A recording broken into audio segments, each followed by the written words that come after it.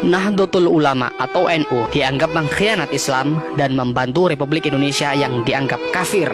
Mereka menghukum warga yang tidak sepakat dengan Darul Islam. Mereka ditugaskan untuk membunuh paling sedikit 1 orang warga dan membakar paling sedikit 5 bangunan yang didirikan pemerintahan Republik Indonesia dalam waktu 2 minggu. Sepulang dari Bandung menuju Jakarta, Kiai Idham Khalid, Ketua 1 PBNU, menginap di puncak. Tiba-tiba, gerombolan DITII menembakinya dari arah perbukitan.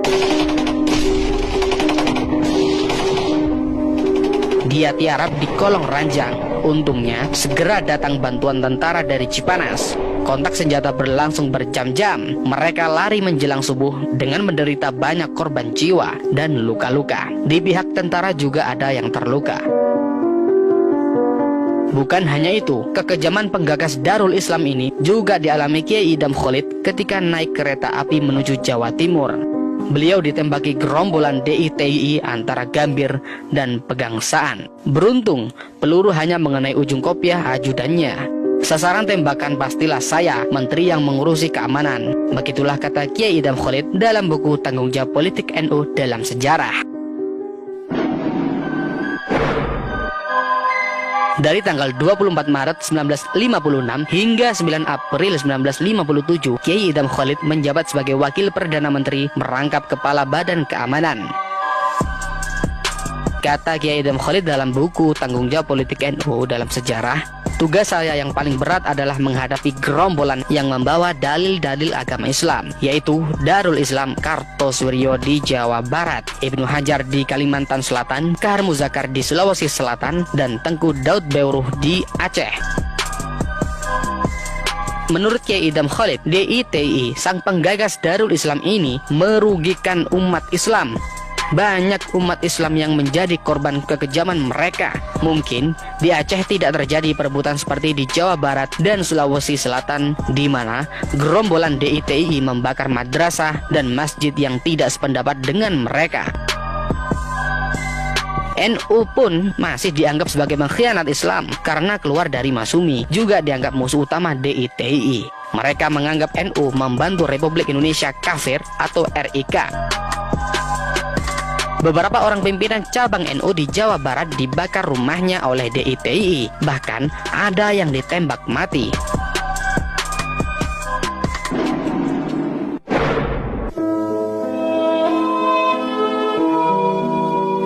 Sejarawan Cornelis van Dyk mengungkapkan bahwa pada bulan Juli 1953, DITII melancarkan aksi serentak. Komandan DITII di Ciamis Selatan, Ucet Effendi, memerintahkan pasukannya meningkatkan aksi untuk mengacaukan musuh. Mereka melakukan tindakan apapun untuk membuat kekacauan.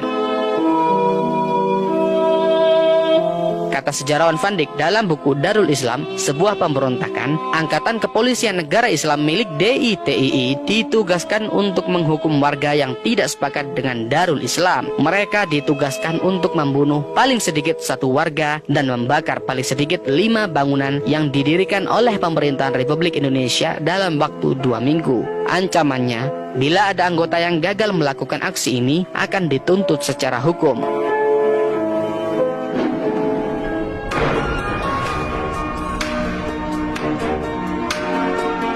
Dalam menghadapi DITII, Kiai Idham Khalid melibatkan para kiai-kiai atau ulama. Beliau membentuk KPK atau Kiai-Kiai Pembantu Keamanan yang diketuai oleh Kiai Haji Muslih dari Jakarta.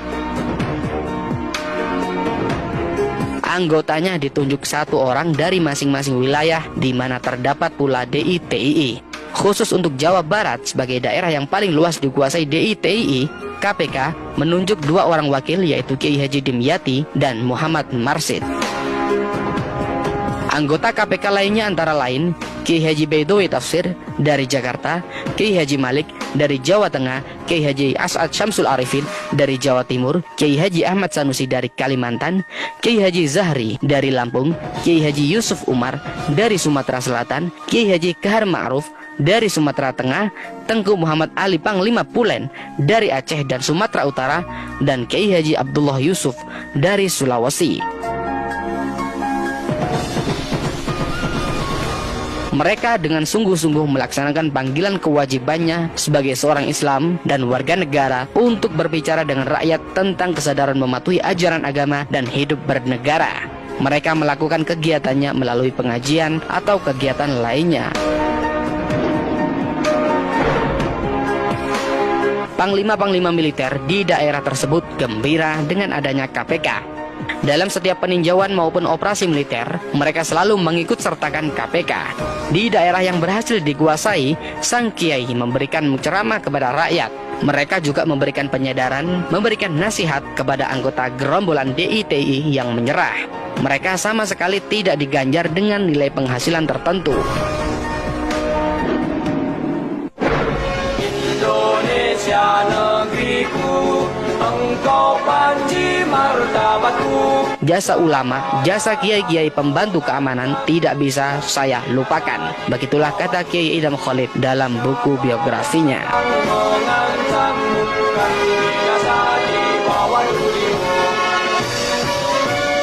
Itulah kekejaman dan teror DI/TII terhadap NU. Bagaimana Anda memaknai peristiwa ini? Pada tanggal 4 Juni 1962, satu kompi Batalion Kujang 2 Siliwangi menyergap dan menangkap sang Imam Negara Islam Indonesia atau NII, Sekar Maji Marijan Kertoswiryo dan pengikutnya di daerah Gunung Sangkar dan Gunung Geber di Jawa Barat. Selama masa pengejaran, mereka bersembunyi dan bertahan di dalam hutan, membuat tubuhnya jadi rentan dan tidak terawat. Saat tertangkap, dia diserang berbagai penyakit, badannya kurus, rambutnya dan kumisnya pun memutih. Dia terlihat lebih tua dibanding usianya yang pada saat itu dia berusia 57 tahun.